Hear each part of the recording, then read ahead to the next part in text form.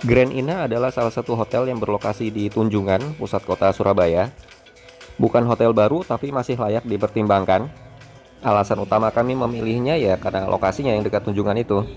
Ini adalah lobi utama hotel. Kami sempat duduk dulu sebentar di sini sebelum check-in.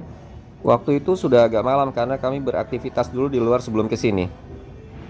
Saat itu check-innya cepat dan pelayanan staffnya juga ramah. Dapat kamar di lantai 7, kami langsung naik lift ke atas. Liftnya cukup besar ya, dan terpantau bersih juga. Warna magenta ini tampaknya menjadi corporate colornya Grand Ina ini.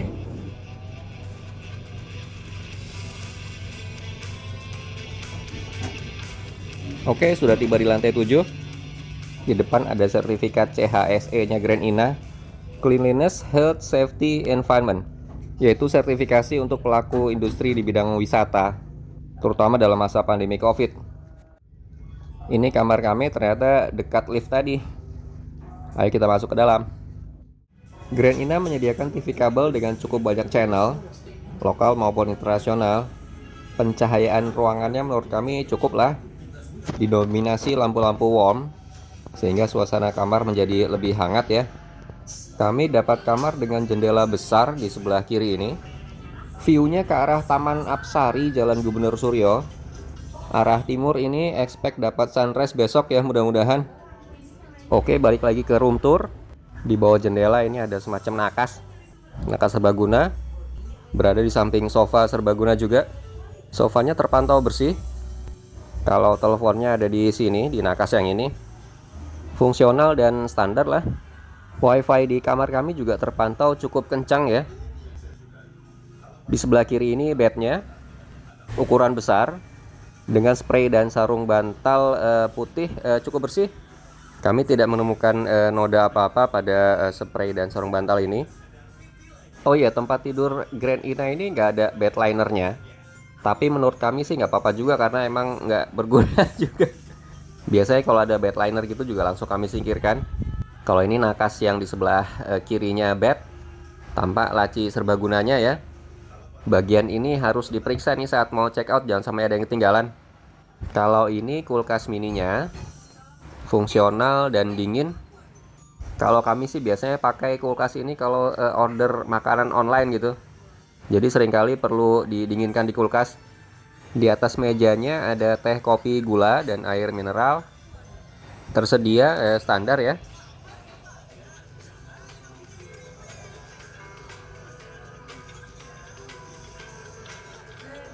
Teko perebus air listriknya juga ada di sini, bagus. Fungsional dan tentu saja akan digunakan untuk membuat kopi atau teh gitu. Oke, bergeser ke kanan lagi kita lihat lemarinya seperti apa. Di dalamnya sih fungsional dan standar juga, bersih. Terdapat sejumlah gantungan baju yang langsung kami pakai. Oh ya, mengingat bahwa Hotel Grand Ina Tunjungan ini seharusnya sudah bukan hotel baru gitu ya. Tapi sebenarnya pengelola merenovasi secara berkala. Termasuk furniturnya nih, ini terlihat cukup baru gitu. Di pintu seperti biasa terdapat peta untuk keadaan darurat, kemana kita harus melakukan evakuasi ya, ini sih protokol standar lah ya. Di sampingnya seperti biasa terdapat port untuk daya listrik untuk kunci kamar kita ya. Berikutnya ayo kita lihat ke dalam kamar mandi. Terdapat meja wastafel berupa granit hitam. Wastafelnya sendiri seperti ini, bersih dan fungsional. Air hangat juga lancar ya, nggak masalah. Toiletries standar tersedia di sini. Sabun, shampoo, dan pasta gigi tersedia untuk 2 orang. Kloset ada di sebelah kanan wastafel tadi. Kloset duduk yang bersih dan fungsional. Sekali lagi, klosetnya terkesan baru ya. Indikasi bahwa hotel ini melakukan peremajaan berkala. Kalau ini showernya, air hangat juga terpantau lancar. Fisik keran-keran stainlessnya juga bersih ya. Di sebelah kanan terdapat gantungan untuk handuk. Handuk berwarna putih bersih tersedia untuk 2 orang. Kondisi pintu kamar mandinya seperti ini. Terkesan bersih dan masih baru juga gitu. Pintunya tampil dengan visual ala-ala urat kayu gitu, tapi ini sebenarnya sintetis dari vinil lah, supaya nggak cepat rusak dan rapuh juga terkena air. Kalau di sebelah kanan ini di depan cermin ada hair dryer. Nice to have sih, meskipun kami terus terang nggak pernah pakai. Tapi nggak tahu juga ya, istri mungkin pakai sih. Oke lah, secara keseluruhan kamar mandinya rapi banget dan bersih. Terkesan terpelihara dengan cukup baik. Kalau ini adalah cover kunci kamar yang tadi kami dapat saat check-in. Di dalam ada informasi nomor kamar dan domain serta password WiFi. Kalau ini adalah buku informasi kamar Grand Ina, berisi antara lain peraturan hotel, petunjuk safety jika terjadi keadaan darurat, dan menu-menu yang tersedia di restoran hotel Grand Ina. Tapi malam itu kami nggak makan di dalam hotel, karena kami lebih memilih untuk ke Tunjungan. Grand Ina memang terletak dekat dengan Tunjungan Plaza.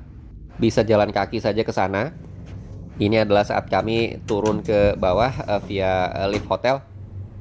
Di luar sedang agak gerimis, tapi untungnya sudah berhenti waktu kami akan turun ke bawah. Ini sudah tiba di area parkir bawah Grand Ina, bangunan hotelnya yang di sebelah kiri ini. Kapasitas parkir Grand Ina ini cukup besar ya. Pelataran parkir ini muat puluhan mobil deh. Ditambah sepeda motor juga cukup banyak. Ini adalah Resto Teras Coffee Hotel Grand Ina. Sarapan pagi juga disediakan di sini ya. Singkat cerita, ini kami sudah tiba di Tunjungan Plaza. Mallnya gede banget. Mungkin ini salah satu yang terbesar di Asia Tenggara. Mau pilih aneka jajanan dan makan malam, di sini tentunya banyak sekali pilihannya. Sangat memanjakan pengunjung deh. Mall Tunjungan ini kalau mau diubek ke 1-2 hari mungkin nggak selesai gitu ya. Karena berkembang terus dari Tunjungan Plaza 1, TP2, TP3 sampai TP5 kalau nggak salah. Oke, ini kami sudah kembali dari Tunjungan Plaza. Sudah di dalam kamar kembali, melihat lalu lalang kendaraan di bawah yang masih berseliweran walaupun sudah jauh malam. Dan esok paginya alhamdulillah dapat sunrise yang cukup cantik dari kamar kami. Karena kamar ini memang menghadap timur, yaitu matahari terbit tepat di depan sana. Semburat mentari merah dari belakang skyscrapersnya Surabaya. Dan di bawah sana Jalan Gubernur Suryo juga tampak aktivitas kendaraan sudah mulai on. Walaupun matahari masih baru terbit ini. Tampak itu juga deretan mobil-mobil tamu yang terparkir ya. View-nya dari kamar ini cukup bagus nih. Recommended sih, tadi berapa ya? 715 kalau nggak salah, 715. Waktu itu kami turun ke bawah untuk sarapan sudah agak telat, ini sekitar setengah 8 pagi deh. Biasanya kan jam 6 pagi juga sudah mulai tersedia ya. Cukup menyebutkan nomor kamar saja di sini. Kami langsung masuk ke dalam.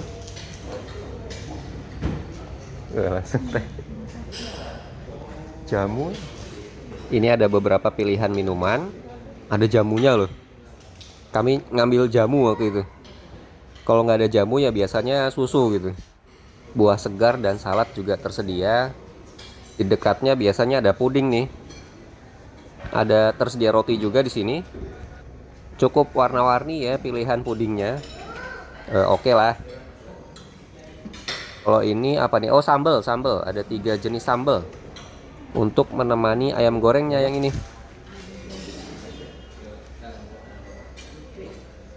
Kalau ini area bubur dan sup gitu, kita bisa ambil sendiri.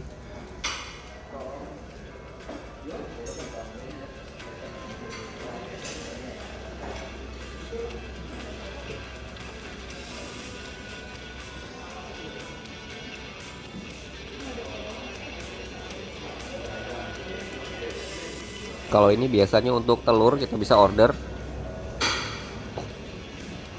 Ya ini enak kayaknya.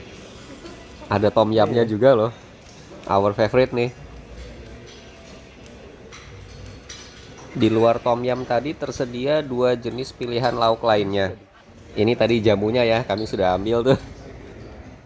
And this is our breakfast menu. Frankly saying sih kalau rasanya itu menurut kami seharusnya bisa lebih nendang lagi gitu.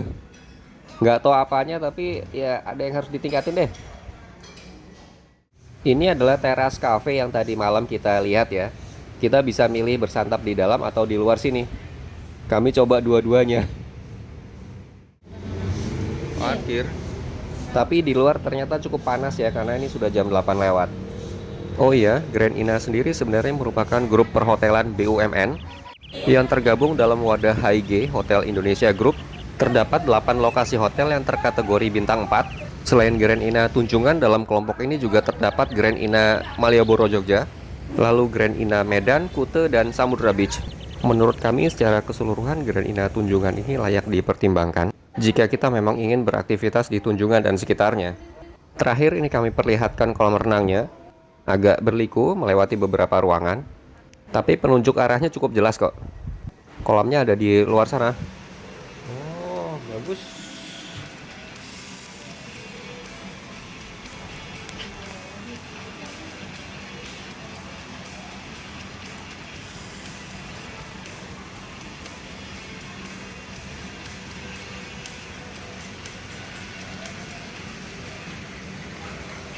Oh, Tidak terlalu besar walaupun ya cukup sih.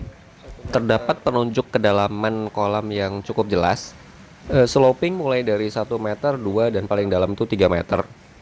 Karena desain kolam renangnya begini, maka anak-anak harus agak diperhatikan ya.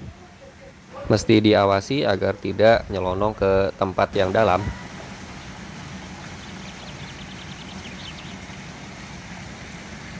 Oke, demikian secara umum pengalaman kami stay di Grand Ina Tunjungan, Surabaya. Mudah-mudahan bisa memberikan gambaran ya.